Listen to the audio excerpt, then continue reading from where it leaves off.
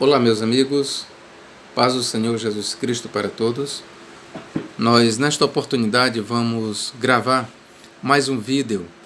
Este vídeo é endereçado aos adventistas do sétimo dia. Você que está me assistindo agora, não sei se pela primeira vez, se não é a primeira vez, você já conhece os meus vídeos, eles têm uma natureza polêmica, tá bom? Mas se você está me assistindo pela primeira vez, e mesmo que não seja, eu peço a você que enderece este vídeo aos adventistas do sétimo dia.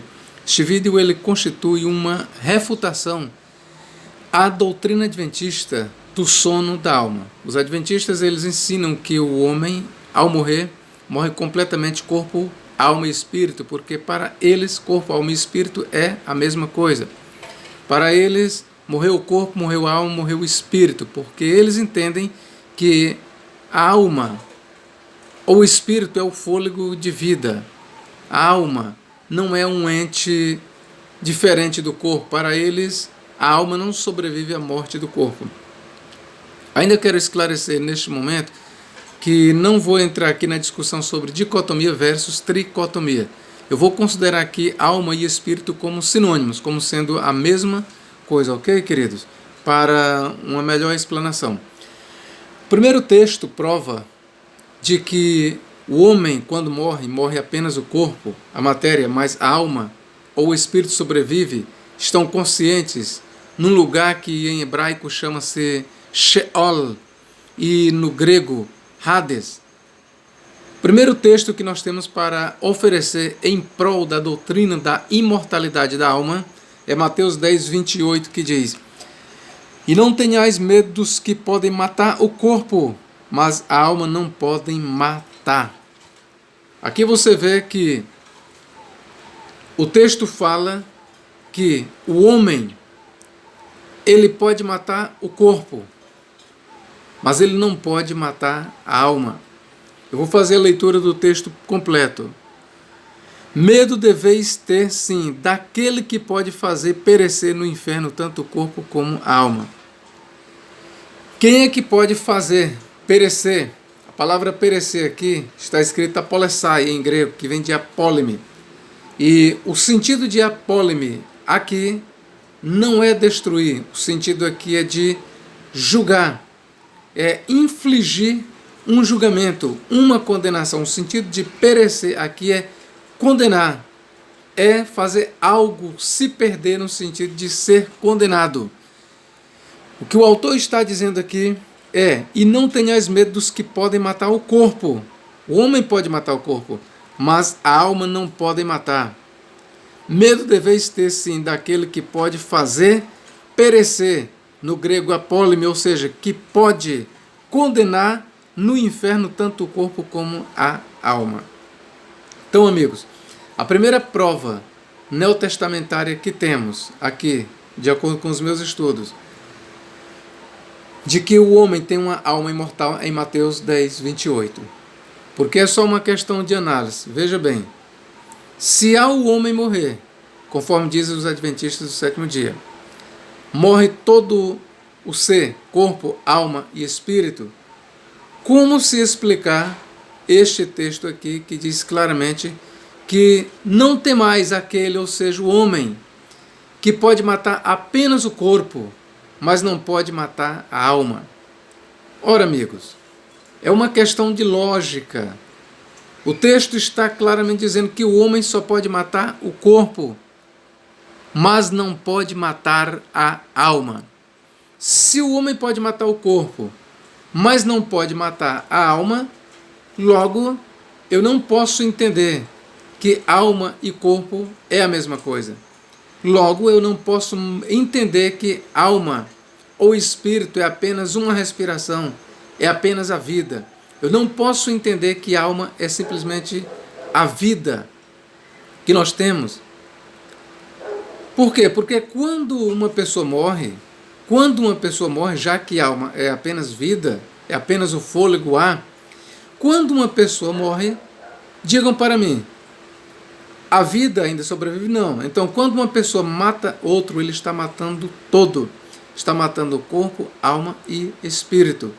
E é nesse sentido que os adventistas entendem. Só que o texto não entende assim. O texto diz que o homem só pode matar o corpo, mas não pode matar a alma. Se o homem mata apenas o corpo e não mata a alma, logo a alma é imortal. Pelo menos em referência ao poder do homem de matar a alma, ele não tem. O homem ele tem o poder de matar o corpo, mas não pode matar a alma. Logo, a alma não pode ser confundido apenas com um sopro. A alma não pode apenas ser vista apenas como uma vida impessoal. A alma é um ente espiritual que sobrevive à destruição ou à morte do corpo. Lucas 10, 14, 5 é o paralelo que temos para esta passagem. Eu convido-vos para lermos. Lucas, capítulo 12 e versículos 14, versículo 4 e 5. Por isso, meus amigos, eu vos digo, não tenhais medo dos que matam o corpo e depois não podem fazer mais nada. Ou seja, paralelizando isto com Mateus, não está em contradição, está dizendo a mesma coisa. Apenas Lucas omitiu a palavra alma, mas Lucas está dizendo a mesma coisa que Mateus. Não tenhais medo daqueles que podem matar o corpo e não podem fazer nada mais. Mas vos advirto de quem deveis temer. Temei aquele que, depois de matar, tem autoridade para lançar no inferno. Paralelizando com Mateus, temei aquele que pode matar tanto o corpo, como pode fazer o corpo e a alma perecer no inferno. Então, tanto o corpo como a alma, Deus tem o poder de fazer perecer, de lançar no inferno. Atentem bem, apenas Deus pode lançar o homem de corpo e alma no inferno. Essa é a leitura lógica, esta é a leitura legítima do texto, sem desdobros, sem falácias. A segunda prova que nós temos, que o espírito não é o corpo, que o espírito é um ente pessoal que sobrevive à morte do corpo, está em Lucas 24, 37 a 39. Leiamos, amigos. Lucas 24, 37. Lucas 24, 37 a 39, que diz: Mas eles se assustaram e se apavoraram, achando que estavam vendo um espírito. A palavra espírito aqui no grego é pneuma. Disse-lhes, porém, Jesus: Por que vos inquietais? E por que sobem tais pensamentos ao vosso coração? Vede minhas mãos e meus pés. Sou eu mesmo, tocai em mim e observai. Um espírito, ou seja, um pneuma, não tem carne nem ossos, como vedes que eu tenho. Mais uma vez nós vemos aqui a crença dos discípulos na existência de espíritos. Jesus aqui apareceu ressurrecto para os discípulos. E atentem bem para isso. Os adventistas eles costumam traduzir a palavra pneuma por ar, por fôlego, por respiração. Mas aqui eles não conseguem fazer isso, é impossível traduzir a palavra pneuma, aqui no grego pneuma, é impossível traduzir por respiração, por ar, por fôlego. Como eles sabem que é impossível fazer isso, mas eles vão desdobrar. Os adventistas eles vão dizer que espírito aqui é um espírito demoníaco. E por que eles dizem isso? Porque a Bíblia claramente fala em espíritos demoníacos. Como eles não podem negar a existência de espíritos demoníacos, então eles vão apelar aqui para espíritos demoníacos, já que eles negam a imortalidade da alma, já que eles negam a existência de espíritos humanos desencarnados. Então eles vão dizer claramente aqui, para negar isso, que aqui trata-se de um espírito demoníaco. Mas vejam, queridos, eles aqui estavam vendo Jesus. Em nenhum momento o texto está dizendo que eles pensavam que estavam vendo um demônio. Em nenhum momento o texto está sugerindo que eles pensavam estar vendo um demônio, um espírito demoníaco. O texto diz que eles viram a Jesus. Só que eles não acreditavam que Jesus estava de corpo. Eles não acreditavam que Jesus tinha carne, que tinha osso. Eles não acreditavam que estavam vendo um ser palpável, um ser físico. E daí eles temeram, porque eles pensavam estar vendo o Espírito de Jesus Cristo. E Jesus não contrariou a crença deles em Espírito. É importante você observar isso. Jesus não contrariou a crença dos discípulos em Espíritos. Jesus reforçou e disse: vede as minhas mãos, tocai em mim, e vede que um espírito não tem corpo, um espírito não tem carne, um espírito não tem osso. Vede que eu tenho carne, eu tenho osso, e um espírito não tem. Você sabe o que Jesus estava dizendo para eles? Vocês estão equivocados em pensar que eu sou um espírito. Eu não sou um espírito. Um espírito não tem carne, um espírito não tem osso, e vocês estão vendo que eu tenho, toque em mim. E os discípulos tocaram em Jesus. Então, uma leitura sincera, uma leitura lógica, vai convencer qualquer um de isso bem aqui. Primeiro, os discípulos acreditavam na existência de espíritos. Os discípulos acreditavam que um espírito poderia aparecer para as pessoas. Quem vai negar isso? Você vai me negar isso? Você é adventista do sétimo dia. Você vai negar que os discípulos acreditavam que um espírito poderia aparecer? Porque o texto está dizendo, vamos ler, 37, mas eles se assustaram e se apavoraram, achando que estavam vendo um espírito. Ora, os discípulos acreditavam que um espírito poderia aparecer, que um espírito poderia conversar, que um espírito poderia ser visto. E por que os discípulos acreditavam nisso? Os discípulos eram judeus. Você sabia que os judeus, principalmente os fariseus, eles acreditavam na aparição de espíritos? Você sabia que os fariseus eles acreditavam não apenas em anjos bons, mas também em anjos maus? E eles acreditavam mais do que isso, eles acreditavam que o ser humano, quando morria, mas o espírito permanecia vivo e aquele espírito muitas vezes poderia aparecer aos vivos. Essa era a crença farisaica. Os judeus, no geral, eles acreditavam nisso, com exceção dos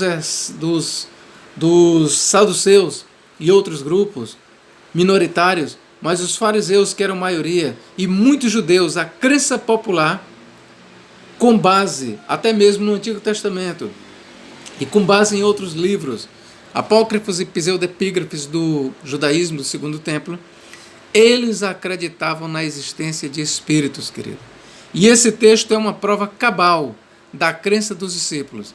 E Jesus, em momento algum, disse que isso não existia.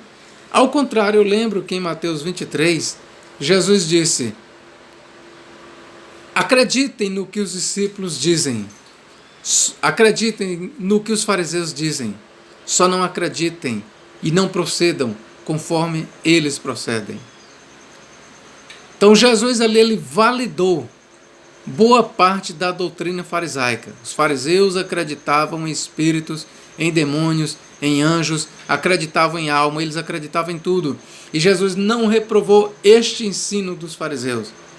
Mateus 23, ele diz que os discípulos deveriam crer no ensino dos fariseus, só não deveriam era proceder conforme os fariseus procediam. A outra prova que nós temos está em Atos 23, 8 e 9. Atos, capítulo 23. Eu vou ler todas as passagens para os amados. Houve então grande gritaria, e os escribas do partido dos fariseus puseram-se de pé, discutiram e declararam: não vemos neste homem nenhum mal, e se algum espírito, olha no grego pneuma, ou anjo, no grego angelos, lhe falou, não lutemos contra Deus. Vou ler mais uma vez aqui para vocês, vou ler do versículo 8. Isso porque os saduceus de fato dizem que não existem nem ressurreição, nem anjo, no grego angelos, nem espírito, no grego pneuma, nem mais os fariseus dizem que existem. Houve então grande gritaria e os escribas do partido dos fariseus puseram-se de pé, discutiram e declararam: não vemos neste homem nem nenhum mal.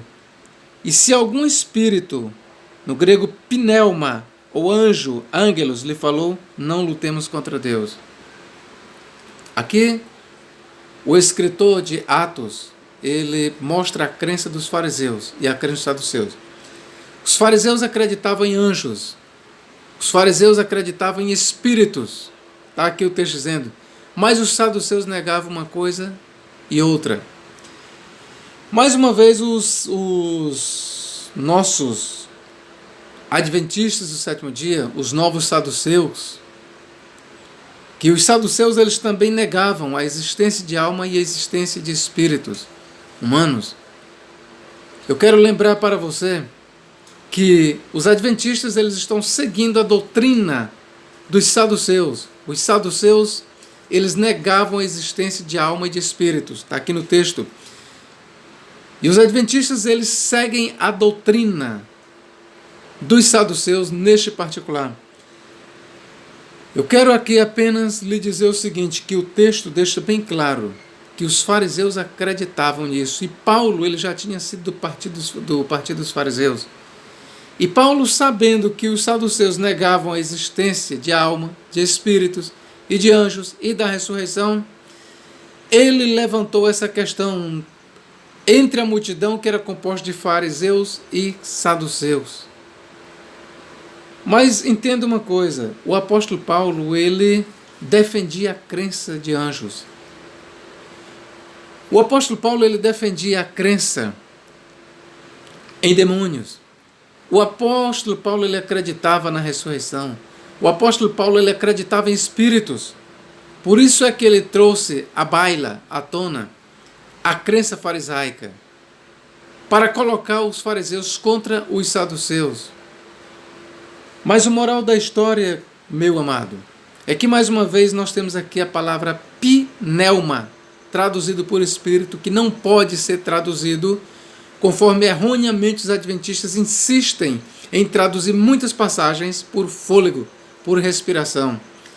Mais uma vez os adventistas eles se veem encurralados, apertados, e eles são obrigados a traduzirem aqui pneuma por espírito.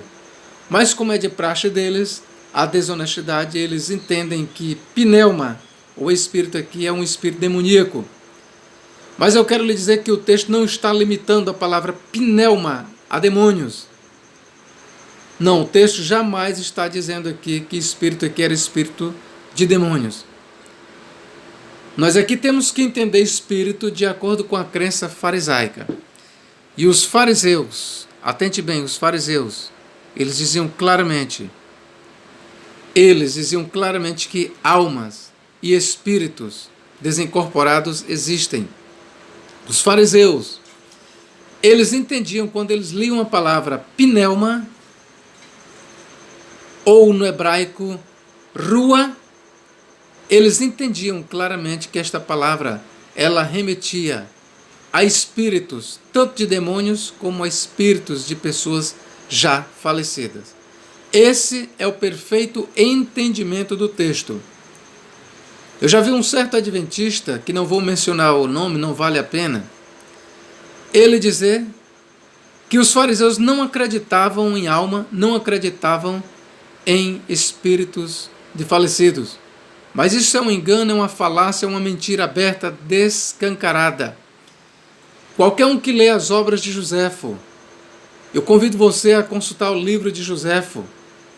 Se você conhecer os livros apócrifos e pseudepígrafes do judaísmo, da época do Segundo Templo, se você for um conhecedor do Talmud, da Mishnah, da Gemara, da literatura judaica, farisaica principalmente, você vai constatar que os judeus, sim, eles acreditam em alma, eles acreditam em espírito, eles acreditam em demônios, eles acreditam em tudo isso.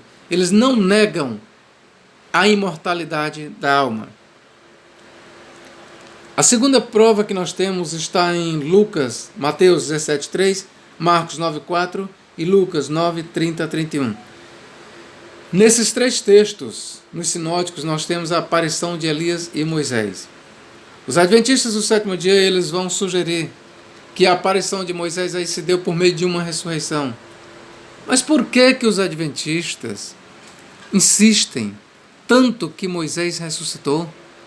Por que os adventistas, nesses textos, insistem tanto que Moisés ressuscitou? Por que os adventistas insistem? Você já parou para pensar?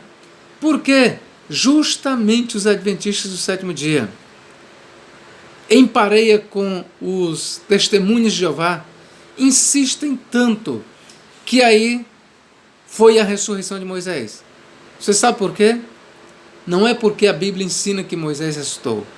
Na verdade, a Bíblia, no Deuteronômio, ensina claramente que Moisés morreu e foi sepultado, e a sua sepultura não foi conhecida de ninguém, com exceção de Deus, que o sepultou. E o Deuteronômio ainda diz que 30 dias depois, os hebreus estavam de luto por causa de Moisés. 30 dias depois, Deus chegou para Josué e disse assim: Josué, tenha bom ânimo, meu servo Moisés está morto. Você sabe o que isso quer dizer? 30 dias depois da morte de Moisés, Moisés ainda não havia ressuscitado, meu querido. Ou será que Deus estava enganando Josué quando Deus falou: Moisés, meu servo, está morto? Não, ele não estava enganando Josué.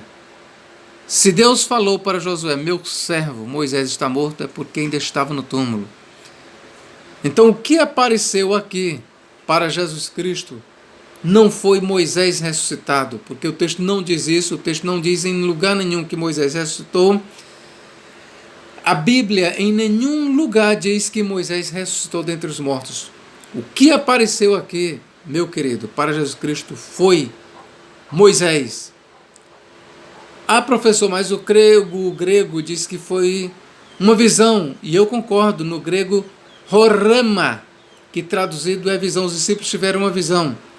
E daí nesta visão, tudo bem, você pode entender o que você quiser entender, mas eu quero lhe dizer uma coisa: foi uma visão, foi uma horama, e ali estava Moisés, numa visão. Se você entende que era real ou não, fica a teu critério.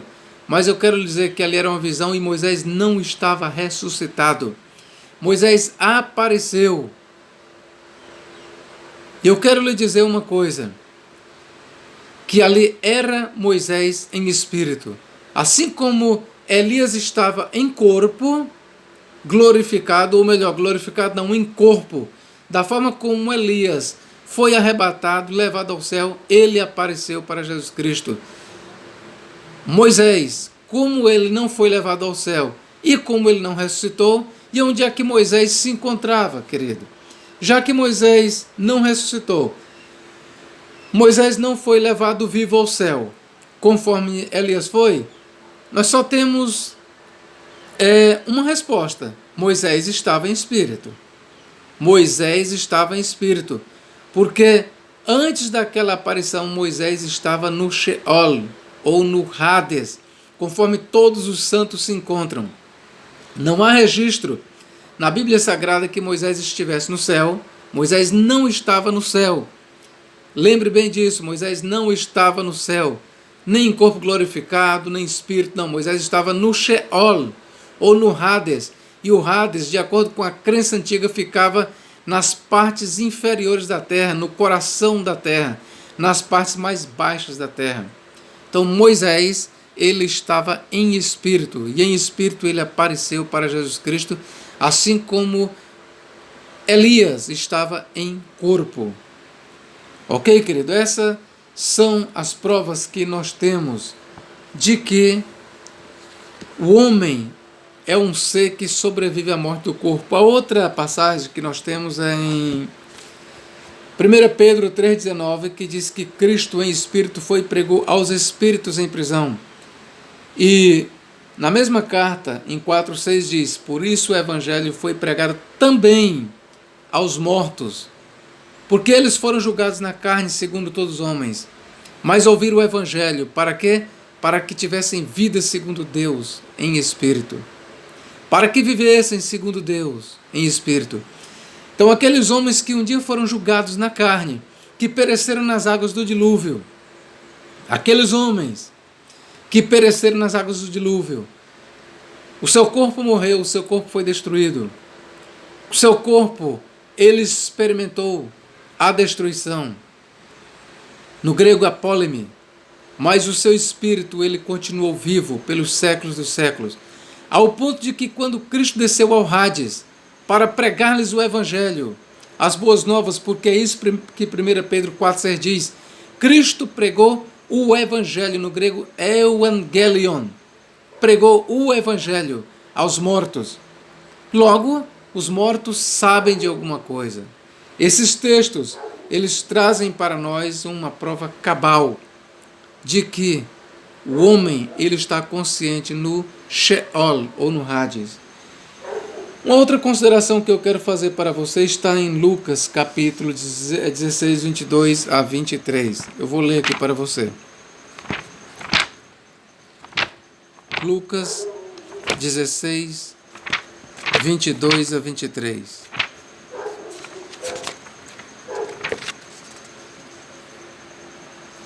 E aconteceu que o pobre morreu e os anjos o levaram para o seio de Abraão. O rico também morreu e foi sepultado. A palavra sepultado, no grego aqui, sabe como é que está escrito no grego? Nós temos aqui etafé, que vem de tafós. Então a palavra tafós é traduzida por sepultura. Outra palavra para sepulcro, que é quase um paralelo, outra palavra nós temos no grego é mnemeion. Então, a palavra para sepulcro é tafos e a palavra para sepultura é mnemeion. Não podemos confundir mnemeion ou tafos com Hades. Tafos e mnemeion é o depósito dos corpos. Já o Hades é o depósito das almas, dos espíritos. O texto grego deixa bem claro e diz: Kai ento hade. E no Hades, está aqui no grego, está aqui escrito, Lucas 16, 23, que diz: Kai ento hade. E no Hades. É interessante que no Hades o rico se encontrava em tormentos. É importante você observar isso. Ambos foram sepultados, ambos morreram, tanto o mendigo como o rico. Só que o texto deixa bem claro que no Hades, no inferno, se encontrava apenas o rico, e ele estava em tormentos. E para aqueles que dizem que o Hades é a sepultura, eu vou provar agora que não é. Para a sepultura, quem é que vai para a sepultura? Tanto os bons como os maus. Os adventistas reconhecem isso. E a Bíblia mostra isso, que tanto os bons como os maus vão para a sepultura. Mas aqui no texto, o texto deixa bem claro que apenas os maus vão para o Hades. E eu vou te mostrar isso. Lá no Hades, o rico estava clamando, ele diz: Pai Abraão, tem misericórdia de mim. E a conversa você já sabe. Ele disse: olha, filho, tem um abismo entre nós e vós, de sorte que quem está aí não pode passar para cá e nem daqui para vós. Ele diz: Pai Abraão, pois faz-me um favor, faz o seguinte, manda algum dos mortos, manda alguém na casa do meu pai, porque eu tenho 5 irmãos, para que eles sejam advertidos e que eles não venham para este lugar. Para onde? Para o Hades, para este lugar de tormento. E o Abraão disse: eles têm Moisés e os profetas, ou seja, eles têm os escritos, que eles ouçam. Você sabe qual é a moral da história? Tinha uma forma de os 5 irmãos daquele rico não irem para o mesmo lugar que ele. Sabe como era? Era ouvindo a lei de Moisés e os profetas e os escritos. Se eles obedecessem a palavra de Deus, se eles acreditassem no testemunho escrito, eles nunca iriam para onde o rico. Foi isso que a parábola disse, é isso que o texto diz. Moral da história: quem ouve a palavra de Deus não vai para o Hades. Agora eu te pergunto, mas quem ouve a palavra de Deus vai para a sepultura? Vai. Quem não ouve a palavra de Deus vai para a sepultura? Vai. Os bons vão para a sepultura? Vão. Mas o texto deixa bem claro que aqueles que obedecem à palavra de Deus não vão para o Hades. E por que o rico foi para o Hades? Porque ele não obedecia à lei de Moisés, porque ele não obedecia aos profetas. Logo, Hades e sepultura não é a mesma coisa. Então os adventistas estão lhe enganando, querido. Se você é um adventista do sétimo dia, saia dessa igreja, saia dessa heresia. Eles estão te enganando, eles estão te encaminhando para o inferno, eles estão te encaminhando para a perdição. Saia da igreja adventista do sétimo dia, porque eles estão te ensinando errado. Hades e sepultura não é a mesma coisa. Que Deus em Cristo nos abençoe e nos guarde para todo sempre. Amém.